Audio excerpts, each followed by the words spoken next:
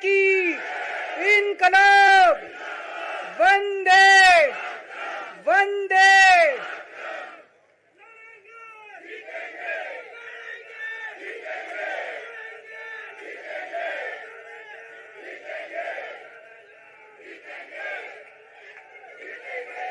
मंच पे बैठे हुए मेरे सभी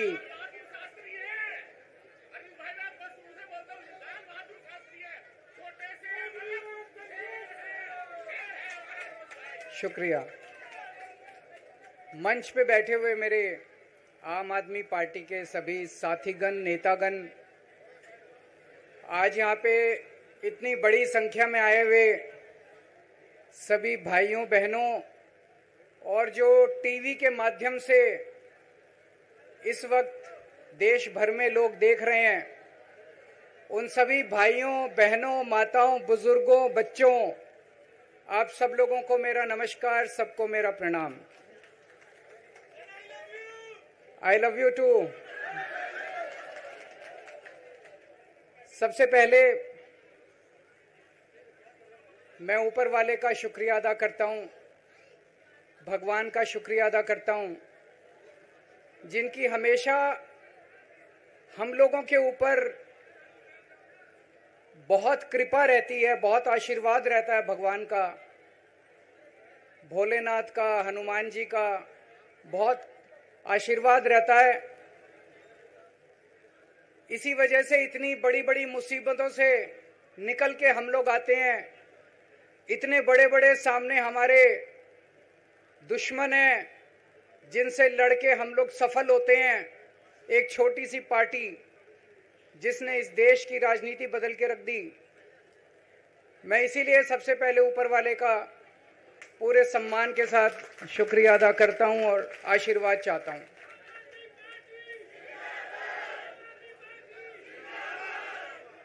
मैं उन लाखों लाखों लोगों का शुक्रिया अदा करता हूं जिन्होंने हम लोगों के लिए, जब हम लोग जेल में थे, मैं, मनीष सिसोदिया जी, संजय सिंह जी, विजय नायर जी, अभी सतिंदर जैन जी हैं, अमानतुल्लाह खान हैं, उनको वो भी जल्दी आएंगे मैं उम्मीद करता हूं। जिन जिन लोगों ने हमारे लिए दुआएं की, मन्नतें मांगी, मंदिर मस्जिद गिरजे गुरुद्वारे गए, उन सब लोगों का मैं तहे दिल से शुक्रिया अदा करता हूं।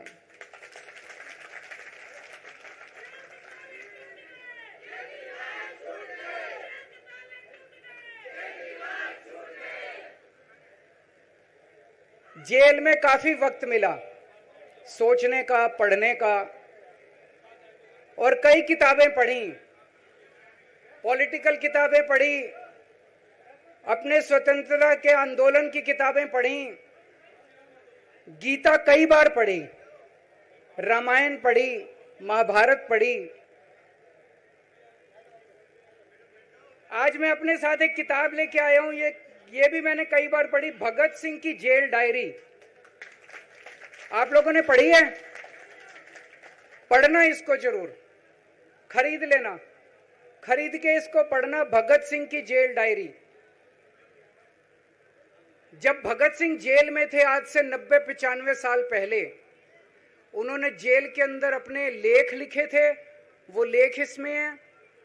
और जेल के अंदर से उन्होंने बाहर कई लोगों को खत लिखे थे, उन्होंने अपने क्रांतिकारी साथियों को खत लिखे थे, उन्होंने देश के युवाओं के नाम खत लिखे थे। बलिदान से पहले साथियों को अंतिम पत्र 22 मार्च 1931, ये खत उन्होंने जेल से लिखा और उनके साथियों तक पहुंचाया अंग्रेजों ने। बटुकेश्वर दत्त की बहन प्रोमिला को पत्र, बचपन के दोस्त जयदेव गुप्ता को पत्र, वाइसरॉय को पत्र, ये सारे पत्र अंग्रेजों ने भगत सिंह के पहुंचाए। युवाओं के लिए जो पत्र लिखा, वो पत्र बकायदा युवाओं के एक सम्मेलन में पढ़ के सुनाया गया। भगत सिंह की शहादत के 95 साल बाद आजाद भारत के अंदर एक क्रांतिकारी मुख्यमंत्री जेल गया। मैं अभी जेल गया, मैंने जेल से एक ही पत्र लिखा था एलजी साहब को। 15 अगस्त था, देश का स्वाधीनता दिवस था, देश के आजादी के दिवस के ऊपर दिल्ली का मुख्यमंत्री दिल्ली सरकार की तरफ से झंडा फहराता है। मैंने एलजी साहब को 3 दिन पहले चिट्ठी लिखी, 15 अगस्त के 3 दिन पहले, कि एलजी साहब, मैं चूंकि जेल में हूं, मेरी जगह आतिशी जी को झंडा फहराने की इजाजत दी जाए। कुछ गलत तो नहीं लिखा? वो चिट्ठी मेरी एलजी साहब तक नहीं पहुंचाई गई, मुझे चिट्ठी वापस करी गई और मेरे को ये वार्निंग जारी की गई। ये वार्निंग भी लेके आया हूं, जिंदगी भर साथ रखूंगा ये मेरे को वार्निंग दी गई कि दूसरी बार अगर आपने एलजी साहब को चिट्ठी लिखने की हिम्मत करी तो आपके साथ जो फैमिली मुलाकात होती है हर हफ्ते, वो फैमिली मुलाकात बंद कर दी जाएगी। मैं मन में सोच रहा था, अंग्रेजों ने भी नहीं सोचा था कि आजाद भारत के अंदर 95 साल के बाद अंग्रेजों से ज्यादा क्रूर और अत्याचारी शासक इस देश के ऊपर आएगा। आपने सुना होगा, बटुकेश्वर दत्त और भगत सिंह ने असेंबली में एक बम फेंका था, या सुना सब लोगों ने? तो दोनों को जेल हुई, दोनों को एक ही जेल में रखा गया, बगल बगल वाली कोठरी में रखा गया। ये मैं चिट्ठी पढ़ के सुना रहा हूं आपको, भगत सिंह की, जो उन्होंने प्रमिला को, बटुकेश्वर दत्त की बहन को लिखा। कल रात बट्टू को किसी दूसरी जेल में भेज दिया गया है, तब तक वो उनके साथ ही था भगत सिंह के। ये चिट्ठी 17 जुलाई 1930 की है। उनकी जुदाई मेरे लिए असहाय हो रही है। भगत सिंह लिख रहे हैं बटुकेश्वर दत्त की बहन को कि बटुकेश्वर दत्त की जुदाई मेरे लिए असहनीय हो रही है। आज पहला दिन है जब मैं अपने को पूरी तरह उद्विग्न पा रहा हूं और मेरे लिए हर मिनट एक बोझ बन गया है। एक मित्र से जुदा होना सचमुच सगे भाई से भी ज्यादा प्रिय थे मेरे को बटुकेश्वर। तो दोनों साथ रहते थे।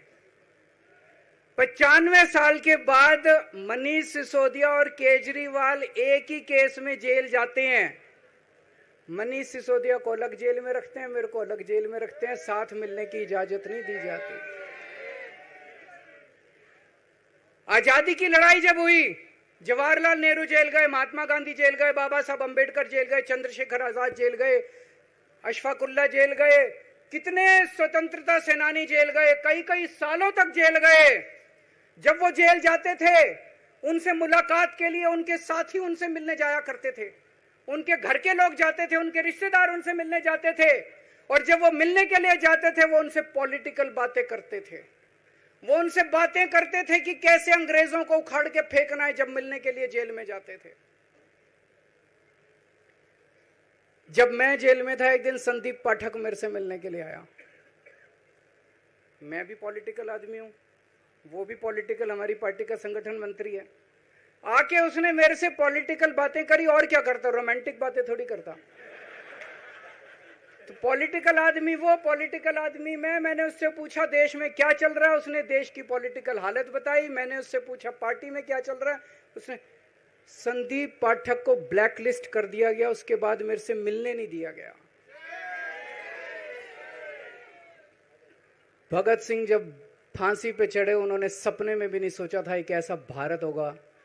आज से 95 साल के बाद इस देश के अंदर इतनी क्रूर और अत्याचारी सरकार आएगी कि अंग्रेजों को भी पीछे छोड़ देगी। दोस्तों,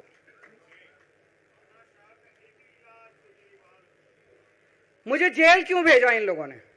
ऐसा नहीं कि केजरीवाल ने कोई भ्रष्टाचार किया, वो इनको भी पता है, मेरे को भी पता है, आपको भी पता है। इन्होंने जेल क्यों भेजा मेरे को? इनका मकसद था आम आदमी पार्टी को तोड़ना। इनका मकसद था केजरीवाल के हौसले को तोड़ना, केजरीवाल की हिम्मत को तोड़ना। इन्होंने फॉर्मूला बना रखा है। आप देख रहे हो किस तरह से एमएलए तोड़ दो, एमएलए खरीद लो, ईडी भेज के डरा दो, सीबीआई